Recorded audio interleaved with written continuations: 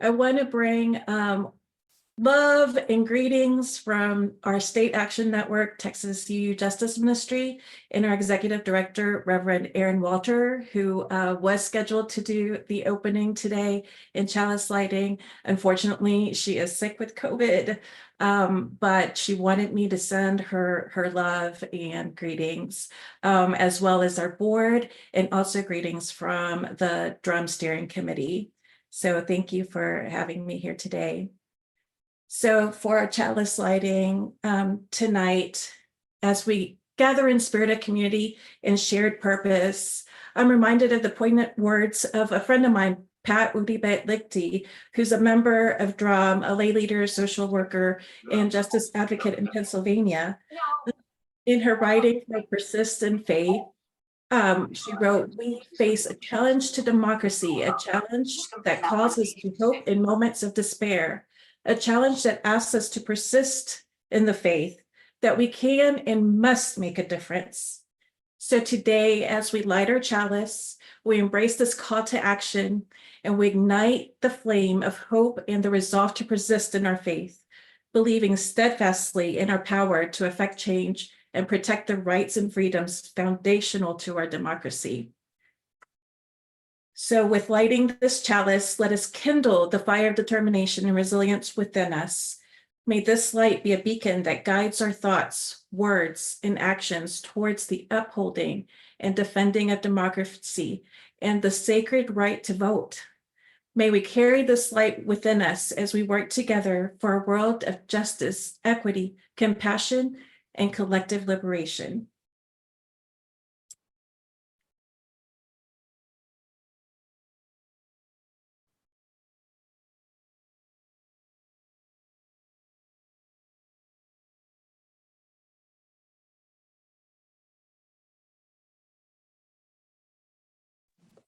Thank you so much, Michelle. And now Michelle will be joined by Diane. Diane, let's find you. Okay.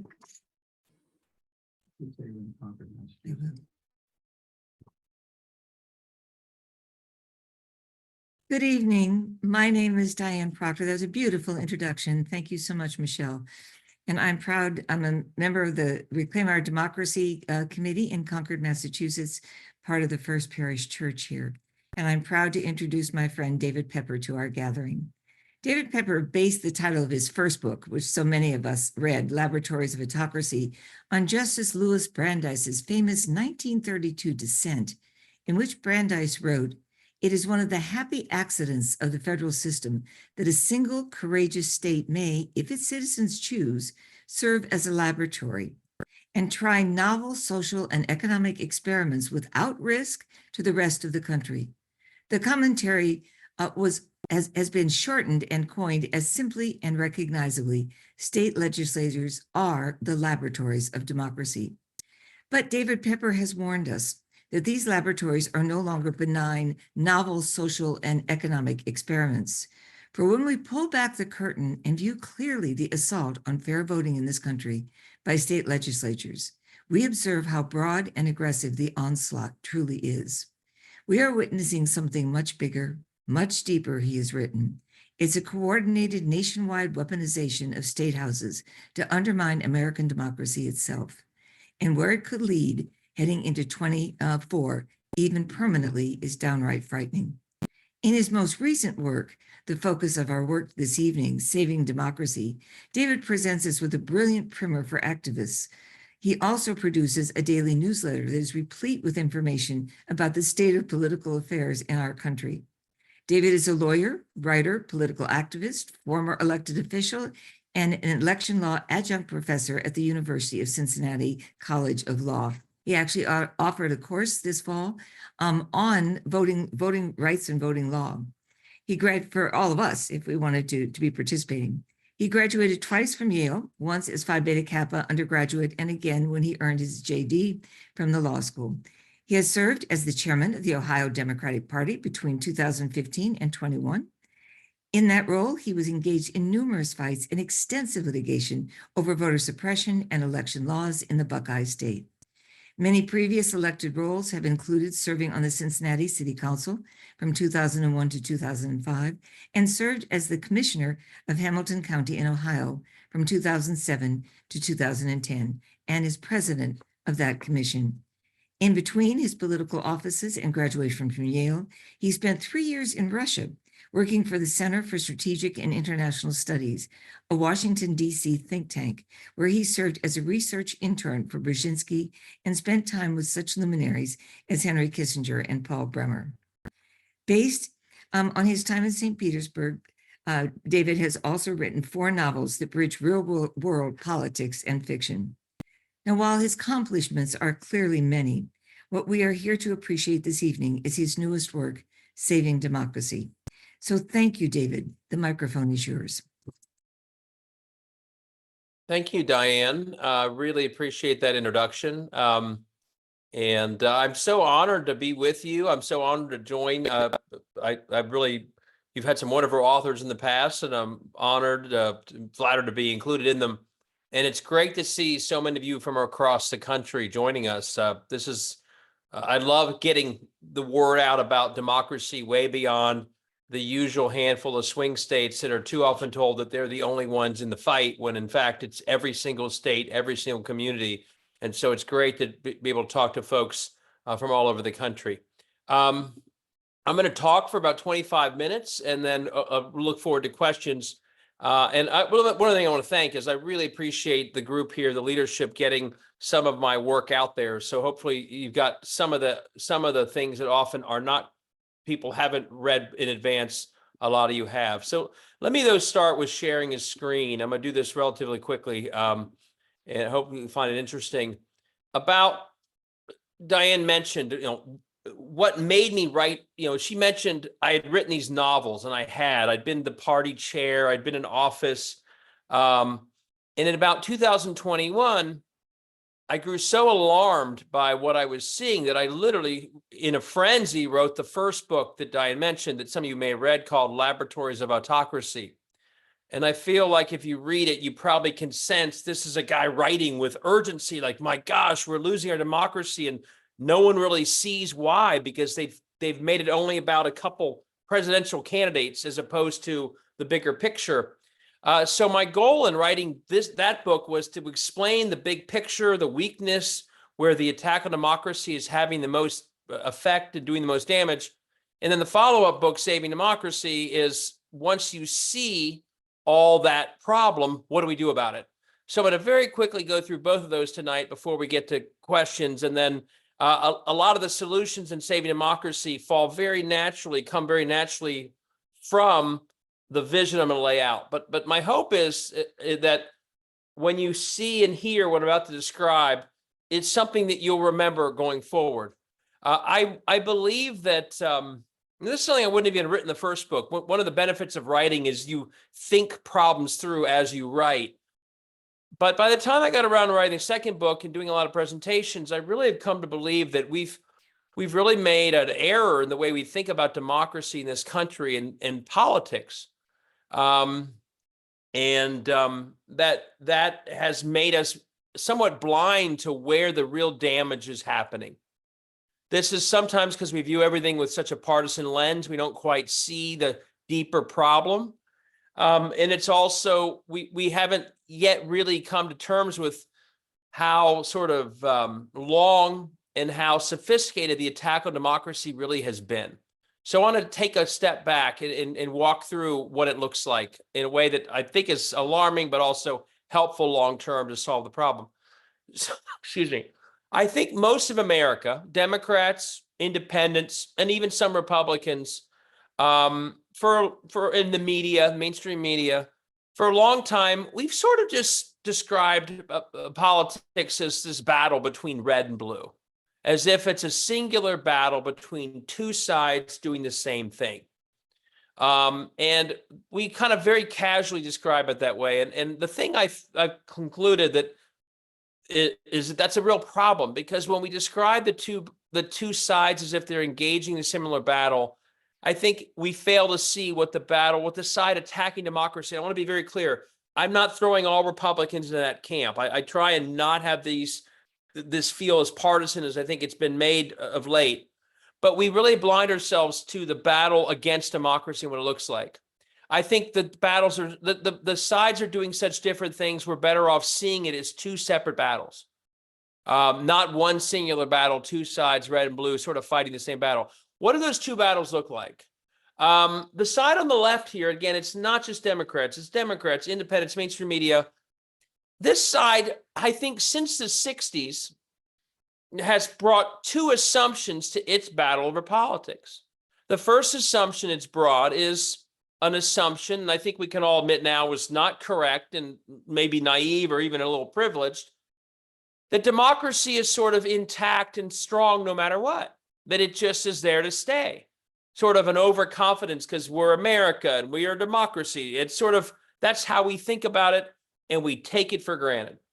But that's been an assumption that shaped the politics of this side, the left side of this slide for 40, 50 years.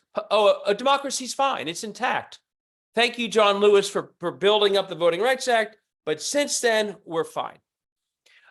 This side, though, has a second assumption that is brought to its political battle. So I'm going to talk about two battles. This is one side's battle. This side also has a second assumption, and this side's assumption, and this assumption is actually correct, that most of this side's view of the world, politics-wise, is actually a majority viewpoint. Or if they do a good job, a viewpoint that a majority of Americans will agree with. And this is actually true. And I don't want to, step on my toes here, but what are some examples of this majority viewpoint? America is a pro-choice country. America supports Roe v. Wade from Ohio to Kansas to almost everywhere. This side knows that, so it campaigns on that. America supports its public schools. America supports a middle-class based economics as opposed to trickle down. America supports common sense gun reforms. America wants to do something about climate change responsibly. These aren't crazy views. These are mainstream views. In this side, confident that its views, I can go through a lot more, but those are just some, confidence that, this side supports public, not public, unions, collective bargaining. That's a majority viewpoint in most places. Confident that it has views that will win the day because they're majority viewpoints, and confident that democracy is intact. This side's political battle is actually quite simple. Go out and run for office and run elections saying what you're for. Just go out and say it and run hard in those elections. And since the majority of Americans agree with you, you'll win. This is my son, Jack, saying hi. Just got home from basketball practice. Thanks, Jack, for the check-in. So that's this side's battle. Majority viewpoints go out and win elections. And this side, that's what it does. But partly because it's confident in the sanctity of democracy, excuse me, this side very quickly chooses to run for federal office as its priority. And that quickly becomes a strategy of winning a certain swing states that get a Senate majority, a presidential electoral college majority, and a House majority. And that in the even years that those elections happen, especially the presidential year. And we all know that when this side engages that battle well enough that it wins those offices, like it did in 2008 and 2020, this side celebrates as if it's won the entire battle of American democracy, doesn't it? Saying what they're for, winning certain swing states, winning those federal offices. 2008, we remember Chicago. 2020, interrupted by January 6th, but when Biden beat Trump, this side thought we've won it all. Democracy is safe and sound because we won our battle. But the reason I present this slide and written these books is that celebration is happening without understanding the other side's battle.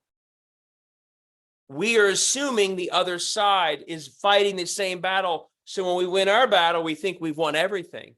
But what we haven't done is taken the time to see, well, what's the other side's battle look like? And the other side's battle, to go through very quickly, brings the two opposite assumptions forward that I described the one side having.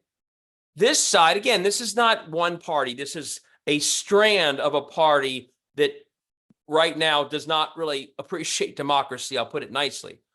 This side brings the two opposite assumptions to its battle. The first, this side knows full well that democracy can and has always been subverted in different ways. That is world history. That is our history. That's what got us Jim Crow after Reconstruction. Democracy not only is not intact automatically, there are certain ways and certain institutions that can subvert it. This side knows this. It's what Orban has done, right? And this side is studying Orban. They're not even very subtle about that. They invite him to America and celebrate him. They visit Hungary and interview him. Tucker Carlson does. So one, democracy can be subverted, and they understand this. And it does. That's our history, much more than the 40 years of us thinking that it's just there to stay. That's not historic. Number two, this side, and this is the part that I think people have been slow to see, but now we're seeing it. This side also has an assumption, the right assumption, that most of their viewpoints are actually very unpopular. Most of their viewpoints are not popular. Most of their viewpoints would not succeed on a fair playing field election. Being these abortion bans, no exceptions, are not only unpopular, they're deeply toxic. They're supported by 10% of Americans or less in some cases, like that tragedy of the 10-year-old girl from Ohio having to go to Indiana. That's I can show you polls where less than 10% of Ohioans agreed with that. A trickle-down based economics that leaves most people out. That's not popular, folks. Getting rid of unions is not popular. Getting rid of public schools, which is part of that agenda, is not popular. This side, no gun safety at all, no background checks. We're talking about 10% of gun owners agree with that. Most want some of those common sense reforms. So this side actually understands that if they run around and simply have the approach of this other side, run for office saying what you're for, they actually know they'll lose. But they also know democracy can be subverted. So that shapes their battle. Their battle is not going out and winning elections saying what they're for. Their battle on the right is a battle over democracy itself. And more specifically, it's a battle. How can you subvert democracy enough using the tools that are used to subvert democracy to lock in a worldview that's unpopular, that it would otherwise never survive in a healthy democracy? That's their battle. And we've been very slow to understand because it's a horrible thing to realize that that's a battle of some folks, right? I mean, that doesn't feel very American. It certainly doesn't feel small d democratic. But I think it's very clear when you look closely, that has become the battle of some in our country. Now, my father, a longtime moderate Republican, used to say to me, "Dad, David, how could you dare say that about some Americans? That seems like an awfully charged accusation." And I'd say, "Well, Dad, why do you think they're studying Orban?" But now I actually, and those of you who watched Ohio last year, now I can have a better example. Did you all see the issue 1 battle we had in Ohio in August, where they tried to move the threshold to 60% to amend the Constitution? That was literally a vehicle to do what I've described. They were trying to make it so that when they only got 41% of the vote, they still won. So I don't have to point anymore to Orban as an example of that this is their mindset. They literally tried to make it the law of Ohio 6 months ago. Thank goodness we defeated them. But so that's what they're trying to do. Now, what happens once that's their battle? It shapes everything else they do. And I won't go through all the ways it shapes what they do, but very specifically, going back to my first book, Laboratories of Autocracy, if all they did was run for office in swing states for federal office, they would lose. What happened between John Fetterman and Mehmet Oz or Raphael Warnock, that's what they would lose again and again. And Mitch McConnell knows that. So their battle is not a fair fight in swing states. What they understand that our side has failed to understand until more recently is that the way they win their battle is through the state level politics. Because state houses and offices that impact state houses like state Supreme Courts actually have an incredibly powerful role which can be laboratories of democracy in the right hands, but in fact can be laboratories of autocracy in the wrong hands. And that's what they've made. They began decades ago to make an end run to use state houses as the front line of their attack on democracy. That is, state houses turn out. I'll go through quickly why this is. This is a lot of the first book. Why is it that state houses are perfect for them? And some of you will know this, but most Americans don't. Well, state houses control every issue we care about. More directly, you all saw the articles. Nothing happens in Congress, for goodness sakes. But every single day, these state houses are ramming through bills on all these things that affect us. And within these buckets is every major contested issue in American politics, from a woman's health care to what's taught in schools, to the quality of health care, to climate change, you name it. It all runs through state houses. And unlike Congress, they're very active, aren't they? But also, why are state houses so perfect? If you want to lock in a minority worldview, more than Congress, state houses write the rules of our democracy. On the left, state houses are the ones who decide the voting rules, who votes, when they vote. Do they have a month, a week, a day? Do they have one drop box, hundreds, zero? Do you get water in a line that's been forced to be extra long by too few polling places? And with that power is the power to literally shape the electorate. How do you register? Are you purged if you don't vote often?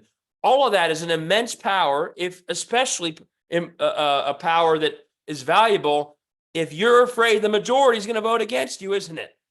But number two, even more dramatically than the first, although the first is quite dramatic, number two is state houses, for the most part, still draw the district lines of our state houses and Congress. And in the right hands, that power means you can have representative districts with accountability for those in them.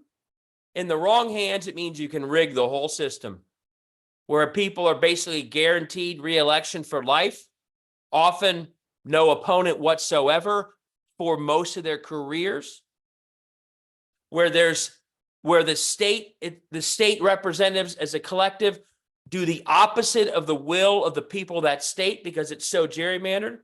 And the truth is, this is what they've done with that power in the last generation. We see states like Ohio, Michigan, Pennsylvania, Wisconsin, who were gerrymandered in 11. The results of future elections, 2012, not to be partisan, but this just shows you the results. Obama won all four of these states, folks.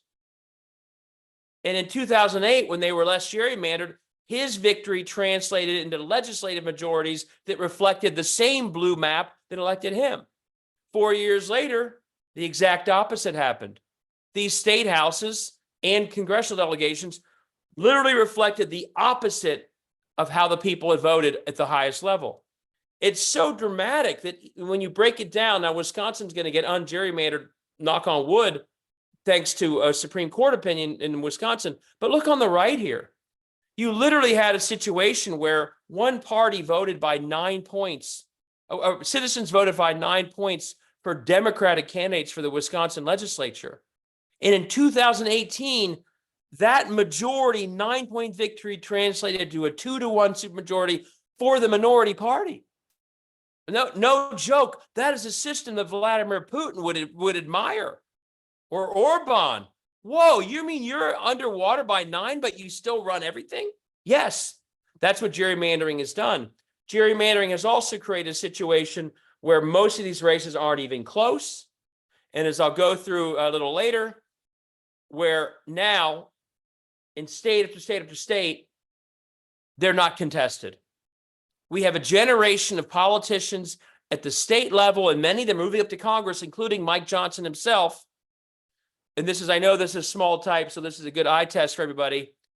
Look at these numbers. This represents the percentage of incumbents who didn't face an opponent in 2022. It's shocking. 50% in Tennessee. Again, Mike Johnson. 80% in Louisiana. So we're talking about systems that are no longer functioning democracies. And if your goal is to push through a very unpopular agenda, where are you going to go? Congress or systems that are gerrymandered in that way and where most of the people in office don't even face an opponent or one they ever worry about. That's why these state houses have become sort of the perfect places to lock in these unpopular views through essentially subverted democracy. Now, I won't go through this in great detail because we don't have time, but the incentives of these places are all screwed up once you have no accountability. The incentive is no longer to be public servants, it's to serve certain private interests. The public really doesn't have much of a say anymore because those general elections are predetermined. The only thing these folks are worried about is the next primary, which means they have an incentive to be an extremist because you don't want to get outflanked in your primary. So all these incentives, if it looks like, Tennessee and Florida and Ohio and Iowa are all acting crazy, well, it's because the incentives of the state houses that are so gerrymandered are reward that craziness. And if you ever say, like a few do, if you ever go to where Liz Cheney has gone at the state level and say, I want to work with the other side, I think some in my party are to one side, that's how you lose your office. So you have these places that are perfectly designed for, that battle, subvert democracy. And what do they do? They basically, let me find this slide again. So I'm going quickly here. They basically, while our side is essentially the democracy side and the media are largely focused on the federal years and the swing races as if that's where democracy is being determined. The side on the right is basically going for broke in state after state, not only in election, not only in even years, and not only in swing states. And when they win when they win a state, they gerrymander it. They suppress the vote of those they worry will be the majority. And then they can ram through an agenda that no one can stop. And so the reason I had this soccer analogy, going back to my 9-year-old who just came out, he plays soccer, is I've just described a situation where they are always on offense, haven't I? They're always on offense in states, locking the state in, gerrymandering. No one can hold them accountable. And then they start shooting at the goal. And not only are we not playing offense at the democracy side in these states, as I showed you in that other slide, we're not even playing defense. Because the people taking these shots, the shot from Mississippi that led to Dobbs, woman who authored that bill was not even opposed the next election. The ban that came out of Texas, the state senator who authored it wasn't even opposed in his next election. The ban that led to the 10-year-old victim going to Indiana, the author of that ban in Ohio did not even face an opponent in his next election. So when I say they're on offense, I'm also saying we're not even blocking the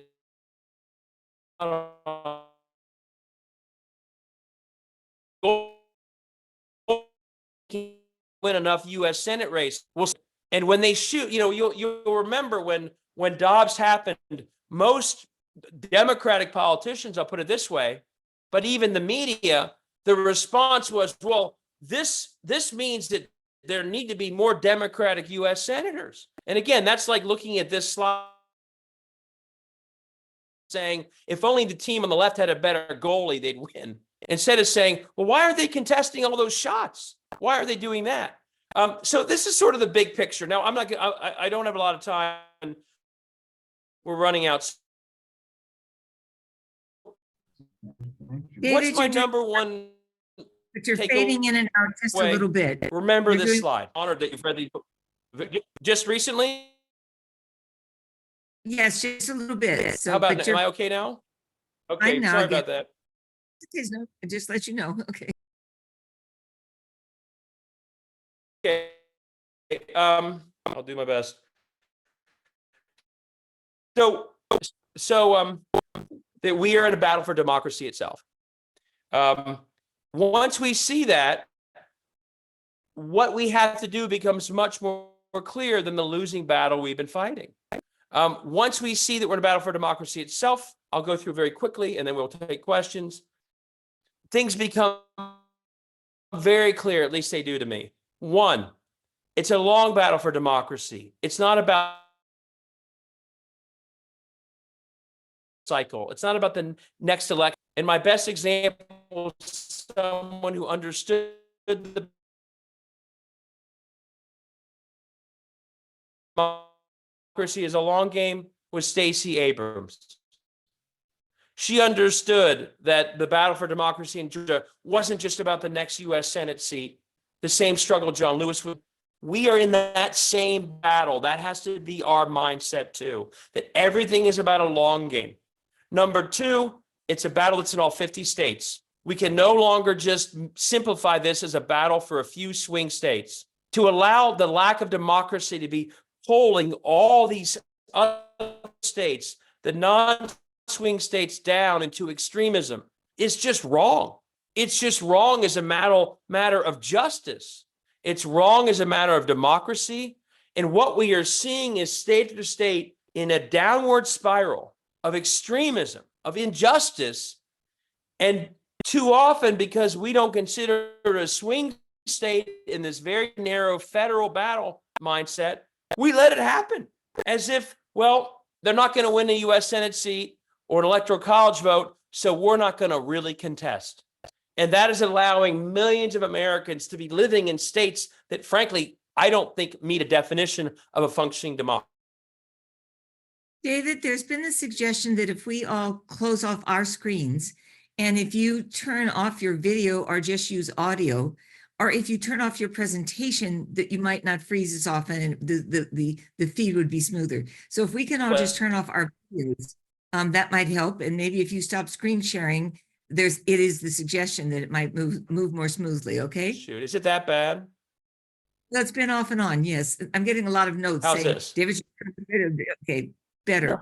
The host should be able to turn off the screens. Okay. Have we lost David? Can No, there he you is. hear me now? Bad? Shoot. Everybody here should turn off their screens, please. How is it now? It's okay, but everybody who's viewing should please turn off their screens. Thank you very much. Okay, I'm sorry. Not So- your fault. This is, So what I would say was, can you hear me now? yes. Should I turn mine on or not? Or is that making it worse? I turn on your screen. Yes, we want to see that wonderful face. So, Okay, it's blocking me right now. I'm getting Oh. back on. Here we go. You know, it's his bandwidth, not ours. Oh, we're getting lots of advice, so go ahead. Maybe it's Okay, your well, son is on I was something. almost done with the slides. So what I'll just say is 5 take-home points. Long game, it's a long battle. This cycle by cycle mindset we've been going through is a loser when they are in a long battle against democracy. And we have to see it that way. Number 2, it's all 50 states. And beyond each state, it's communities across these states. We allow so many communities have no democracy. It's absolutely failing when we approach it that way. And I obviously go through that in the book. Number 4, this is, although it's hard, it sounds strange to say this in this year, this is a much bigger battle than who the president is, than Trump versus Biden, although I think Trump is a threat to our democracy. As we've learned in recent years, if all we do is win the presidency and we don't fix the deeper problems at the state level, the democracy continues to be subverted. It continues to fail. And number 5, and this is the part where I so appreciate you're sending around that checklist. Once you see that the battle for democracy is everywhere, once you see that it starts at the local and state level, my hope is you also see that there's so many other things you could be doing to lift democracy from your collective footprint than we've ever been doing. And when I talk to a group of this many people from all around the country, the power of this group to follow, to go through your footprint and to think through what could each of us be doing to lift voters, to bring accountability back, to speak out for democracy, it's enormous. And it's enormous if you live in a swing state, and it's just as enormous and just as impactful, in some places more so, if you live in a rural red state or a very blue state, because the battle for democracy is also being waged there. I'll stop talking, go to questions. Hopefully the connection is settled down. It has settled down, David. Thank you so much. Let me suggest one of the questions. The question is, what is the checklist? I think Fred Van Dusen can put that in the chat box for everybody to see. The first question I think is really a good one. What are your thoughts on RCV? On and structural changes to the way we choose our candidates? I actually, I generally support it. I've become the more I see the breakdown of our democracy, the more I'm very energized about any reform that does a dramatic change to it. I think in Ohio to have, for example, if you had a nonpartisan primary where all the candidates were in one primary and then you had a ranked choice runoff, I think you would get candidates that better reflected Ohio than I'll be honest, J.D. Vance, who felt to win a Republican primary, he had to go super far to the right. I don't even think that's who the guy is. I don't know who he is, but he really had to go far to the right. And now we're stuck with a guy who does not reflect Ohio. So I'm very open on those types of reforms. And I think for the most part, we got to end gerrymandering first and foremost. But I think that type of primary reform is also really, really important. Perfect. Fred, do you want to take the next question? Yeah, what are your opinions on viability of third-party candidates?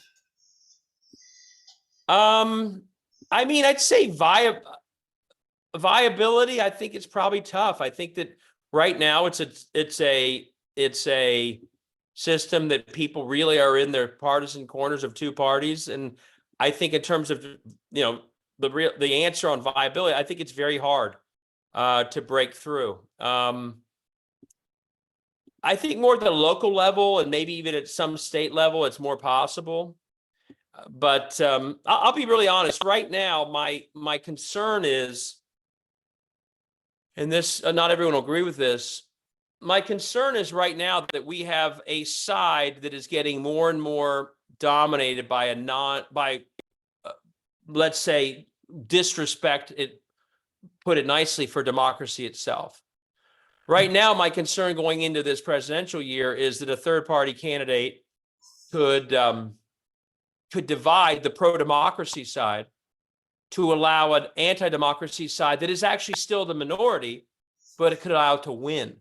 So at this moment in particular, especially the presidential level, I worry about third-party candidates because I think that the Trump anti-democracy side is not going to stray away.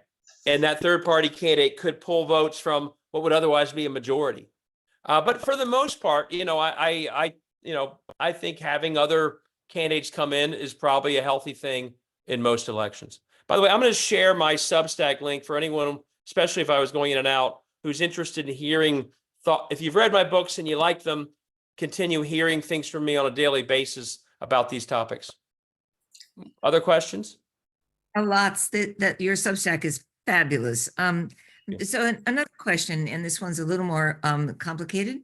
The question is, how do you respond to allegations of the Democratic Party subverting democracy by refusing to hold primaries this year, extreme partisan gerrymandering in Maryland, and Donna Brazile feeding Hillary Clinton debate questions ahead of time in 2016? Well, some of those are very hard to defend. Feeding questions in a debate, I don't even remember how much of that was shown, but if that's true, yeah, that's totally inappropriate. Gerrymandering is bad no matter what. I'll talk to Republicans who say, well, why do you bring up Democratic gerrymandering? If you read my book, I do. Intense gerrymandering will screw up governance. It will screw up the incentives. It will screw up accountability. I'm for ending it everywhere. I think if Democrats manage to win a majority of the Senate and the House and the presidency, which I hope happens, I'm not sure it will, I think the first thing they should do is enact the voting rights legislation that would end gerrymandering in all 50 states so that no one is incentivized to do it. And I think going down to local levels in certain cities, if they gerrymander, equally problematic. It will always lead to lack of accountability, more corruption, and less choice for the voters. So when Democrats do that, I don't think right now it's a both sides situation. I do think Republicans are more intensely gerrymandering. It's Republicans who filibustered the gerrymandering reform I just mentioned. You had all Democrats for it. 2 of them wouldn't go along with getting rid of the filibuster. So this is not a both sides thing, but Democrats certainly fall into these traps too. And I think when they do, government is worse because of it. What was the third one? You know, here, interestingly, so I was chair of the Ohio Democratic Party, and over several years, I went from initially kind of weighing into primaries to being intensely neutral, because I didn't feel like it helped the party to get involved. I mean, we had a governor's primary in 2018. And there was one candidate who felt like the favorite. And some people thought we should just endorse him. And I had been chair long enough. I said, I will resign before I have anyone endorsed. The people should decide it. And if he's a good candidate, he'll win. And if he's not, he'll lose. Either way, the endorsement doesn't sort that out. It only taints it, and you alienate people. So I became pretty intense about neutrality when it came to primaries. That wasn't true for incumbents, and others may not agree with that. But I took a lot of grief later on when I basically said we should not weigh in for some of the reasons people are asking. David, you have just a wonderful list of things that people can do to help save democracy in the book, and Dale's going to be talking about that later. But I just wondered if you had some advice on some things people can do right now. Yeah, I mean, the most important thing I'd say you can do right now, it depends on what state you're in, but in many states like Ohio, like Georgia, especially states that are red, there's just massive suppression of votes happening. There's massive purging of voters. And this is where I use this footprint model. I'll link to it. And if you've read the book, you'll see it. I just think that when there's a very concerted effort to suppress certain voters through voter ID and purging of voters, I think we have to all figure out many more ways we can lift voters than we traditionally do. The desperate running around to chase that with volunteers at open air food markets to get them to register, where after 3 hours have registered 5, that's not going to cut it against an enormous effort to purge and suppress voters. And so this is where I come up with this footprint model, and part of it's in your checklist that you're going to talk about afterwards, where we all have to figure out every piece of our personal footprint in this world. Which aspects of it could we use to go to bat for voters that are being suppressed? And I'll give examples. Do you volunteer or give to the local food bank or homeless shelter? If you do, are they registering everyone who walks into the doors of that food bank? They should be. Those are likely the voters that are being knocked off the rolls, never to come back in. When Sherrod Brown was Secretary of State of Ohio, he convinced McDonald's to have on every single tray of McDonald's a voter registration form. Are you involved, or do you know anyone at a university? Voter IDs are really purging a lot of young people because young people don't have driver's licenses. They don't drive as much. Do you know anyone involved in universities? Could your university hand out a voter ID the same day it hands out student IDs? These are and if you know people or are you involved in university, you could help make that happen. When you register for classes, do you register to vote on that campus? We are just, the scale of the attack on democracy, I hope you see from what I described, is very large. And I worry the scale of our defense of democracy is much smaller. And there's just billionaires like the Koch brothers. It's full-time government suppression of votes. It's full-time thinking about how to gerrymander. And we're often trying to combat it through split the pot fundraisers.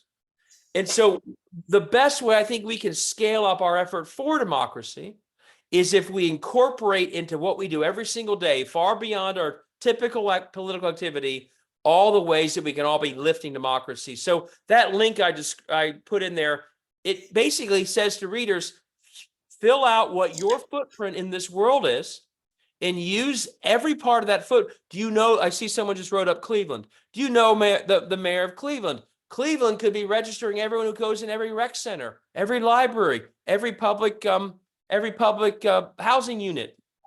We need to start incorporating lifting democracy into everything we do, into our core mission. And I worry we don't do that as much as we need to with the urgency that we need to.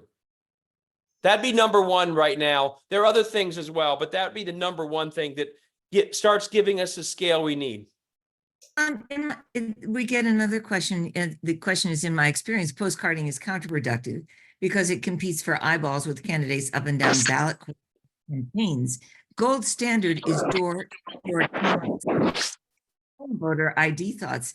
David, when you were organizing the Ohio, helping to organize the whole issue on number one, when they were trying to get to a 60% requirement as opposed to a normal majority, what did you find was most effective in terms of reaching people? That's number one. And number two, I understand that from something that you've written that a lot of the candidates now in Ohio, state legislator positions, are actually being challenged this year for the first time.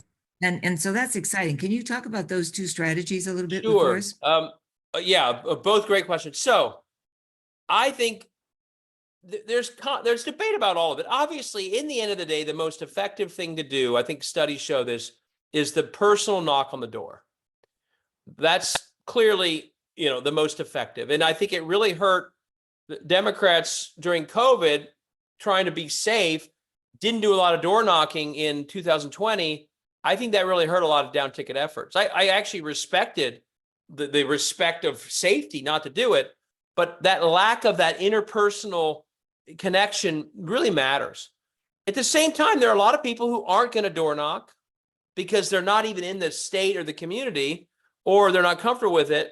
And I think in that case of phone banking, text banking, I've started to think is getting a little bit like nuts. I've done it a few times and all I get is angry F-bombs back at me, or clearly it's a bad data set because the person is not voting for the cause I'm pushing for. I actually think, counter what you said, I think in some cases postcards are quite effective. I'll put it this way. When they pushed through that issue 1 in August, they were hoping for an 8% turnout. They didn't want anyone to know. Right.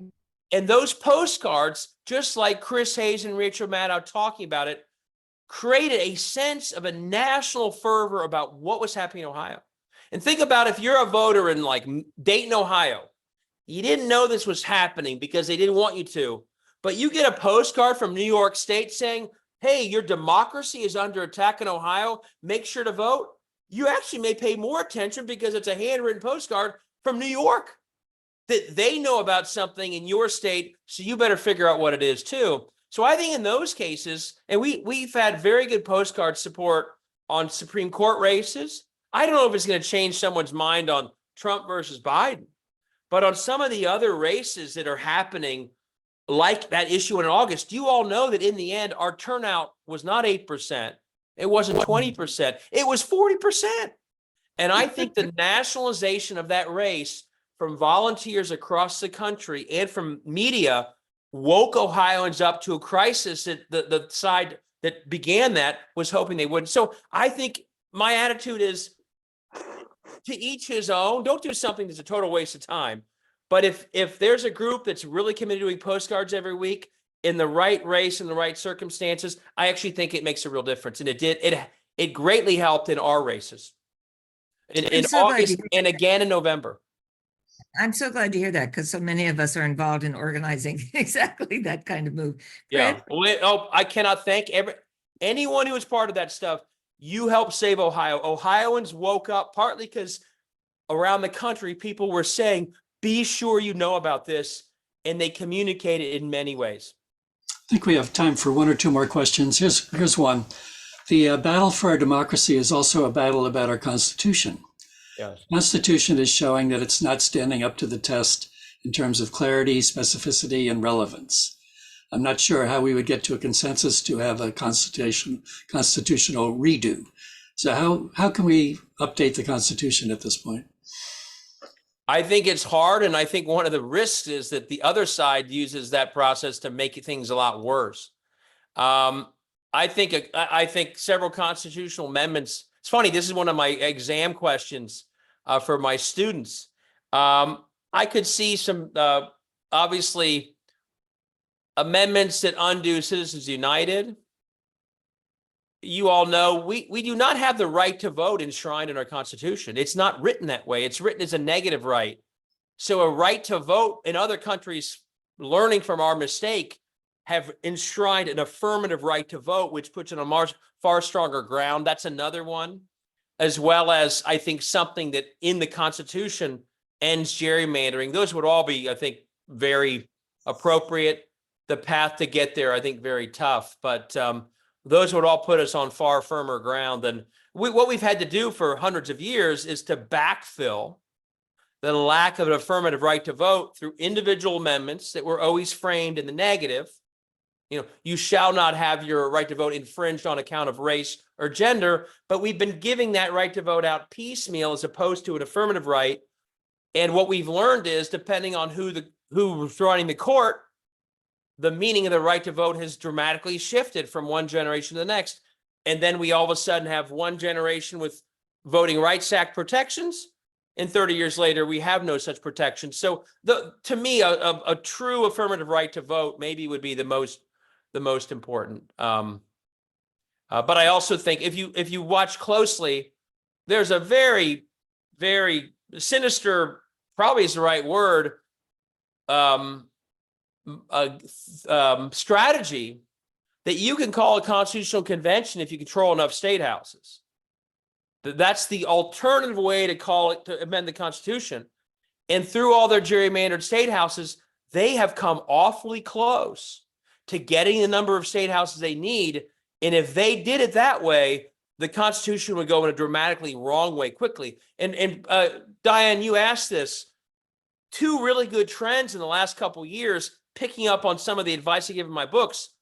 We flipped the Michigan State House back, the Pennsylvania State House back, the Virginia State House back. Arizona is 1 seat away. We have pulled back from the threshold of state houses needed for them to call a very scary constitutional convention that would take us in the wrong way. The second is, and this is what you asked, I forgot to answer it, that crisis of unelected, of unchallenged incumbents all over. In the last 2 months, we saw 40 uncontested seats in North Carolina fall to 2. For 22, there were 40 uncontested, and 24, there are 2. So all around the state, there will be transparency and accountability for people in that state house. In Ohio, it fell from like 20 to 5. Texas has set a record, I think, or at least dramatically decreased the number of uncontested seats. So there is a movement building. I'm an optimist. And the trends, we have a 1.5-year winning streak for democracy, if you look closely. And my final call here is we cannot allow the fact that we have a presidential election, which I believe we have to win and not let a true enemy democracy become our president. But don't let that divert us from the fact that focusing on state level activism is the reason we've had a winning streak since August of 2022 through November, through Wisconsin, through Ohio. Keep doing what you're doing and make sure it starts at the state and grassroots level. And sometimes the presidential elections get us so spun up, we forget to do anything else but focus on that. And that's long-term why we're in the mess that we're in. I think we're going to need to stop on questions right now because we're trying to finish round 9. Let me just do one last. Do you have something you want to say, Diane? I just want to say he's amazing. A round of applause, folks. Thank you. Absolutely. I feel terrible if I cut out too much. So hopefully most of this came through. Oh, it's fine now. One of the things before we move to several people asked about the checklist. The checklist is in draft form now, so we're not quite ready to distribute it. But, Sorry about to get ahead of you on that. That's okay. I wanted to mention an event that we've got coming next is going to be with Steve Phillips, who's a best-selling author, columnist, political commentator. He's got a new book out titled How We Win the Civil War. And it's Securing a Multiracial Democracy and Ending White Supremacy for Good. It's going to be on Tuesday, February 6th at 7:30. And I hope people will join us for that. I've put a link in the chat to register for that. Now I want to introduce Dale Anderson to you, who is our UUSJ board member. He's a member of the Democracy Action Team and a fierce advocate for democracy in Florida. He'll be talking about the work we are planning as a follow-up to tonight's event, and that will get into the checklist. And David didn't have time to get into the many, many good ideas he has in terms of work that people can do. And we will get into that in this event. So let me hand things over to Dale, and he can kind of go through that a little bit. Well, thank you, David. Can you hear me okay? Yes, we can hear you. Can't see you, but we can hear you. So, so I'm a member of the Democracy Action Team of the UU Social Justice just for this last year. And I think that our focus has been on several things. First, we've taken this book, which is a marvelous book on saving our democracy, and tried to put it into some kind of a format that people can look at and use with their own congregational members. And we're putting together a kind of an educational PowerPoint behind it using a lot of David's concepts. But second, I think what we're trying to do is really get each of our congregations to form a democracy action team. Many have social justice subcommittees that are focused on reproductive rights, immigration, climate, but it really feels like they need to launch a democracy action team that can then be a source of education and training for all of their members. The second thing that it's potential for UU members to do would be to take this concept of a democracy action team and these 50 things out into their communities. Here in Florida, we're looking at forming a democracy action team in condominiums, in gated communities, places where one or two Unitarian Universalists can invite their neighbors, the non-affiliated, the Republicans, whatever, to come and talk about democracy and the issues that David has been raising. It really feels, I was impressed by Tom Hartman recently wrote a piece about the difference between a political party and a political movement. And it feels like we've been functioning as a pro-democracy political party, but we haven't created this wave of enthusiasm for democracy that we're going to need to be able to counter what's happening. And that means moving from singing to the choir to actually taking the choir out into the streets and making it very public. And so we're hoping that our subcommittee can contribute to this, to the members of the congregations around the country. And we'll be publishing this list, and Fred will be putting this list on our website at some time in the near future, plus this PowerPoint if people want to use it. So really appreciate everything that David Pepper has done in putting together this action plan book. It's worth everyone reading. Thanks, Fred. Thank you, Dale. And David Pepper, thank you so much for your efforts here tonight and for all you're doing. We're going to be using the materials from your book. If people haven't read the book, it's definitely worth it. You can even pick it up fairly inexpensively at times. I just, you can get the ebook for $3.99. So hey, There's can I ask one thing? Because I'm always looking for case studies. If you have different congregations that do, like if you all, like one thing I really encourage people to do is everyone fill out the footprint I described. If a group fills it out, the combined power of all of you working out those footprints is enormous. What I'd love to do, and you have my email, if there's a group that did that, I'd love to hear in 2 or 3 months, what was the outcome of everyone doing that?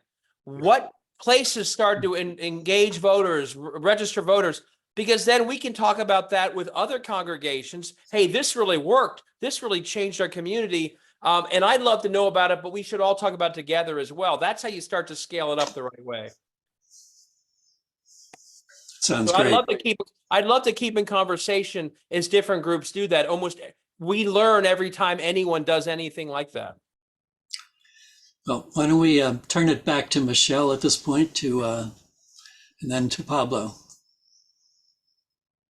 Yeah, thank you so much. And David, deeply felt so much of what you're saying as somebody that works at on the state legislative level in promoting our UU values here in Texas. So thank you so much. And thank you for all of you for being here and creating this sacred space. So to extinguish our chalice, I have a few words. As we prepare to part from the sacred space, let us extinguish our chalice, but not the light of hope, the warmth of community, or the fire of commitment that burns within each of us. May the spirit of universal love and collective liberation continue to guide us as we move forward on the path of justice, equity, and protecting our democracy, knowing that we together can make a meaningful difference in our world. Go forth in peace and love. Ashe.